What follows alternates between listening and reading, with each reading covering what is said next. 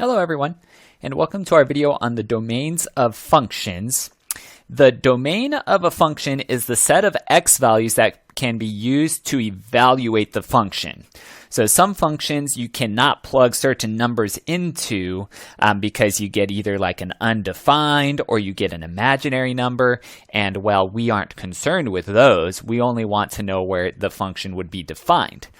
Here are a few of the rules with these special types of functions. All right, and I have examples here where we're going to do these rules. Okay, so instead of just reading them out, let's apply them and I'll point them out as we go. All right, so in this example, it says find the domain. So, and our first one is f of x equals 3x squared plus 5x minus 17. So in this problem, we could say this is a polynomial. It's also, so a polynomial, more specifically, this is also a quadratic. Okay, so this is a general polynomial, but more specifically, it's a quadratic because our highest power is 2. But either way, if all it's asking for is the domain, I can see that these powers are positive whole numbers. So that's a 2, and this one does have a 1 in it, but we usually don't show it. So positive 2, positive 1, and then this is just a constant.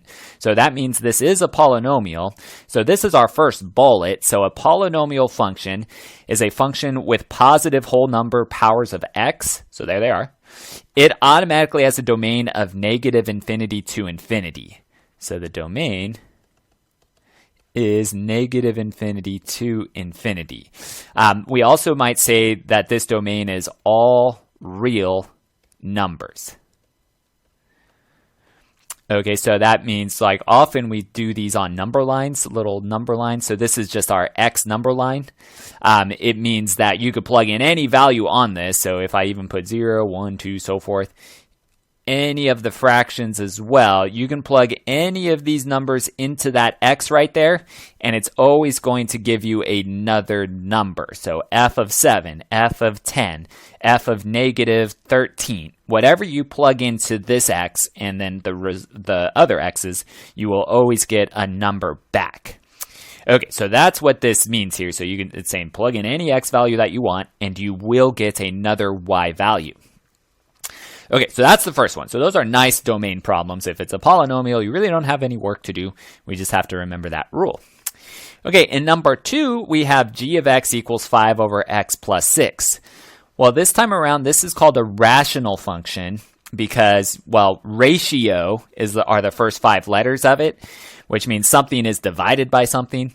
And, well, if you have division, you have to make sure that you never have 0 in a denominator. So our rule for this, whenever you have a rational function, is to take that denominator and make sure it's not 0. Okay, so that's this rule right here. I'm just going to kind of bold it a little bit extra. The rational function, something divided by something, has a domain where the bottom, so here they're using the function notation, but I'm just saying it in different phrasing, where the denominator here cannot be 0. Okay, and then afterwards we solve it real quick. So all it is, well, you just subtract 6 to both sides. And that way you get x cannot be negative 6.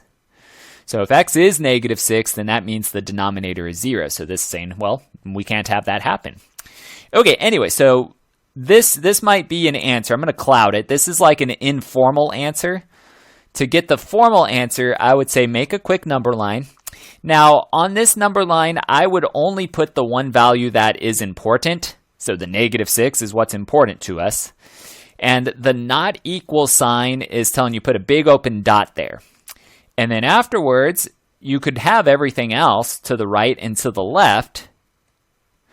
And from here, you can read it. So as far left as possible is negative infinity. As far right as possible is infinity. So often we write this in what's called interval notation. Interval notation. So that's how this first one is also written. That's an interval notation.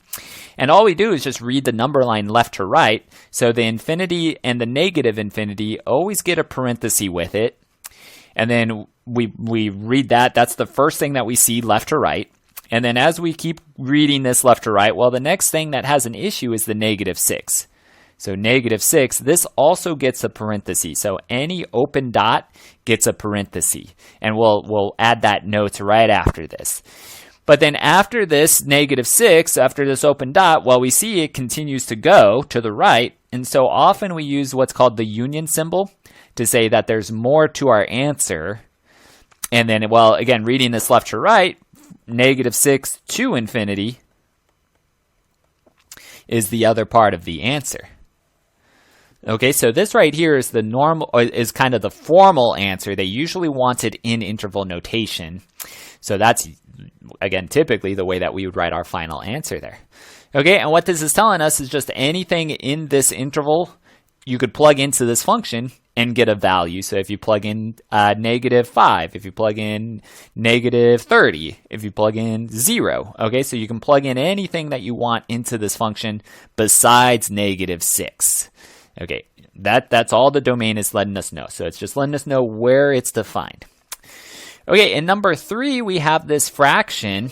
It's again a rational function. Well, that's still this bulleted point. Notice that the top is a polynomial. So the numerator sometimes we do have to pay attention to. But the top being a polynomial means that there's no restrictions. So the polynomial 2x, just like the 5, I didn't say anything about the previous one. The 5 has no problem with it. This polynomial also has no issue with it. So the polynomial is fine right there. If it's in a numerator, you don't have to worry about it.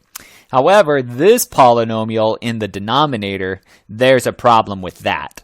So we would want to make sure that this is never 0. So we're just applying the same rule that we did from number 2. And well, to solve this, we would want to factor. Okay, so to factor this, you can use guess and check. You could use any method that you want. Because it's a quadratic, I know it should factor into 2 binomials. And so I'm going to use guess and check for this scenario. So I know that my first terms have to be x and x, because when I multiply them, I get x squared. And then I see a -12. Well, for instance, if I'm going to guess and check, so I'm going to erase this in just a second, like 12 and 1 make 12, and then I need to make the signs match. So like right there, this would give me the -12 when these two multiply. However, when I FOIL it out to check it, the -1 would not be a match. So it looks like I'd have -11 here if I were to FOIL it out all the way. Okay, so I don't want that. So that's what I mean. So guess and check, you do have to check it with FOIL. Okay, so anyway, let me continue with the correct guessing and checking. Well, it's a -12, so I do know that I should have a negative and a positive, because when the last two terms multiply, I do need negative. And having -1 right here lets me know that I should probably try -4 and a +3. And then from here, we could do our check. So just to the side, check with FOIL. So if I factor, I'm doing the guess and check. If I'm using the guess and check method, this is how I check. And then when I check with FOIL, well, x times x is x squared. X times 3 is 3x. -4 times x is -4x. -4 times 3 is -12. Notice these two would add up to give us -1x, and the -12 is there, and the x squared is there, so it looks like we did it correctly. Okay, and then now that it is factored, we could use our rule for quadratics that have been factored.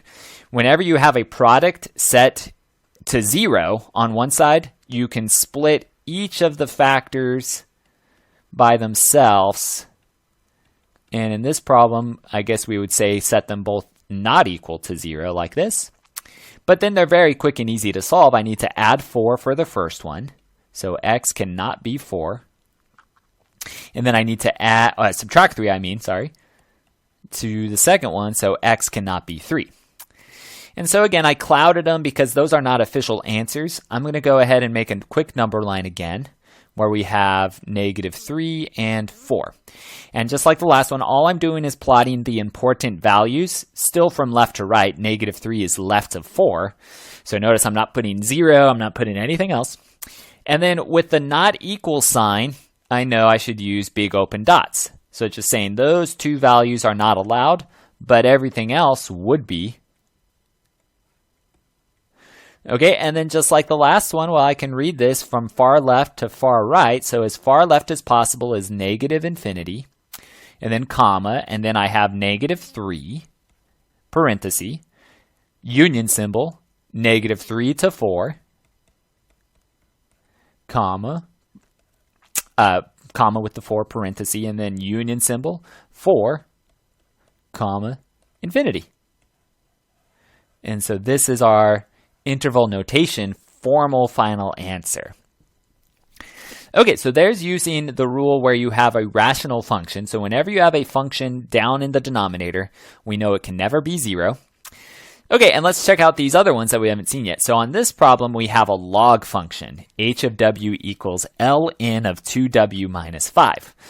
Well, the rule for this, whenever you have a log function, is to take this argument. So that expression that we would say is inside the log is called the argument. So we take that and we make sure that we set it greater than 0. So it's this rule right here. So the log function has domain where this inside the log must stay greater than 0. Okay, so that's all we have to do. And instead of x, it's w. But again, that really doesn't matter. They'll change the letters sometimes. It's no big deal.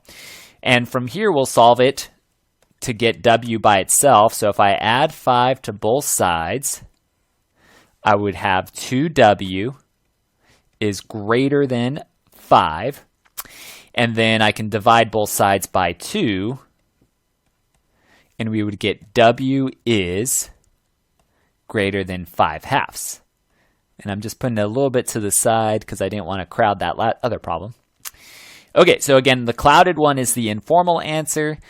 And what I want to do is just plot that important value. So there's my 5/2. Greater than means to use an open dot. And then if w is greater than 5/2, well, greater than 5/2 is over here to the right of 5/2. So it's saying this is where our answer goes to. So it starts at 5/2 with a parenthesis, comma, it goes to infinity with a parenthesis at the end. Okay, so that's how we deal with the log function. So we just take that, what I circled, and break it down, and that's it. Okay, let's look at number 5 here, where we have the square root. So a square root function tells you if all we're doing is finding the domain, is to take the expression that's under the square root and make sure it stays greater than or equal to 0. Okay, again, we have a different letter than x. That's okay. It's treated the same way. If I'm going to solve this, we could subtract the 6 to both sides. So I'll have negative t is greater than or equal to negative 6. And then I want just t by itself, so I would divide by negative 1. When we do that, we have to be careful. If we divide by a negative in an inequality, if we divide or multiply by a negative, what we'll need to do is flip the inequality symbol, let's say. Whoops. I pushed a button on my pen. It freaked out. Okay, so flip the inequality symbol. Okay, squeeze that in there. Okay, so that means it should now be less than or equal to. Okay, so then I have just t is less than or equal to 6. And there we go. So that is the informal answer. All right, and then from there I can plot it again on a quick number line. There's my important value 6. Less than or equal to 6 means use a solid dot on 6. Less than or equal to would be anything left of 6, like 0 and 2 and so forth. Okay, so all of those, and then from there we could see our answer. So it starts at negative infinity with a parenthesis on it, and it goes to 6. Now with a solid dot, we would use a bracket for our interval notation. Okay, so that's how this one breaks down. Okay, so we have that there. It's looking good. That's our final formal answer. Okay, so let me go ahead. Let's add some notes to this. Where's a good spot? let's put it, I'm going to squeeze it into here before we do that final problem. Okay, so we want to make sure we're using the correct symbols. Okay, so notice when we use not equals, so not equals, less than or greater than, we use an open dot when we plot them on the number line. And then when we started to do interval notation, we use parentheses, just depending on the direction it's going into. So it's either the left or the right, depending on where the number is. Okay, with also, we use parentheses on infinity or negative infinity. So negative infinity or infinity also use a parenthesis. So the left parenthesis or the right parenthesis, again, depending on just the direction that it's in. So it's like it wants to hold on to it in the middle there. So like this negative infinity 6, we wouldn't write it as negative infinity with a parenthesis like that. Okay, so that looks weird, right? So it wants to, it's like it's holding it inside. So this looks like it wants to hold something over here is the way I think of it. Okay, anyway, so it just, there we go. So if it looks weird, it probably is because it's facing the wrong direction. Okay, and then we just saw if you use greater than or equal to, we would use, so greater than or equal to, or also less than or equal to, we would use a solid dot on our number line, which means we use a bracket when we start to write it in interval notation. Okay, so those are all the little symbols that we use in these scenarios with, again, mostly it's find the domain. So finding the domain is the special type of problem. Okay, let's do one last one right here. So c of x equals 2e to the x ln of x over x plus 2 over x minus 4. All right, so in our rules, so again, I didn't read them all, but we had them. So we just did the square root rule where it told us that under the square root had to stay greater than or equal to 0. Our final bullets here tells us that sometimes we have to use multiple domain rules in one single function. Okay, well, that's what we will have to do on this. So we've covered all these bullets except this one as well. So and it's in the final problem, but it says the exponential function f of x equals b to the x, where b is some base. So it's just some number like 2, 3, 4, 5, whatever.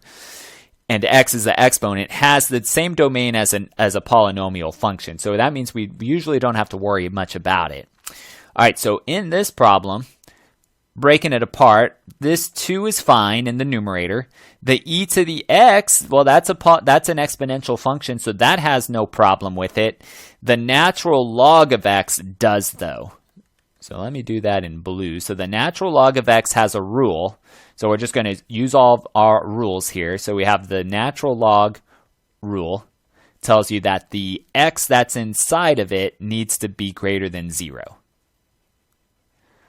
And then, well, that's already solved for, so that's awesome, and we can move on. Okay, so that's using the natural log rule. And then we see, oh, we have a denominator. We have the denominator rule. So step 2, so that's this whole thing. We know the denominator cannot be 0. So that's our rule for if we have a denominator. So that means so we're going to set our denominator here, the x plus 2 times the x minus 4, not equal to 0. And then, well, we can solve this if we set each of these not equal to 0. And then the x minus 4 can't be 0. And then solving both of these is pretty easy. If I minus the 2, I would have x cannot be negative 2. If I add the 4, I have x cannot be 4. Okay, so we have these different values. And the way I'm going to graph it, so I want my formal interval notation answer. Well, let's put all these in order. So I have negative 2 over here. Then it would be 0, and then it would be 4. So I'm just plotting the 3 things that I have clouded, just the value portion. And then now let's pay attention to the symbol that's with them. Okay, so x is greater than 0 means put an open dot. So I'm going to keep my colors coded here. Open dot on the 0, and then that would mean everything to the right is still allowed. Then in the red, I have these 2 where it's saying you can't have negative 2. And you can't have 4, but everything else is still allowed. Well, when you have multiple rules, like the log rule and the denominator rule, the answer is where they are both in common. So they are both in common where, let me put it in green. So from left to right, notice I have just the red. So that means I don't have anything in common with blue until I'm at 0. And so with that, oops, my green, let me fix that a little bit. There you go. Okay, so I just wanted to show, all right, so I don't have anything in common until I'm at 0. And so what we have is, all I'm going to do is just put in green where they are in common. So they start to be in common at 0, and they have an open dot. And then they're in common until they get to 4, which they would need to have an open dot. And then they keep going for the right forever. So all I'm doing is just showing wherever they have overlap, I just want to copy their symbols, whichever symbol I see, and then continue to copy the line until I have my final answer. So our final answer is just the green answer, which we see it starts at 0, and we use an open dot, so that means parenthesis. And then it goes to 4 with an open dot, so that means another parenthesis. And then we use our union symbol to say we've got more of an answer coming. To the right of 4 is 4, comma, infinity. There we go. So this is the interval of values that we could plug into this function here. So nothing left of 0. So if you tried to plug in -1, we'd have an issue with the log portion.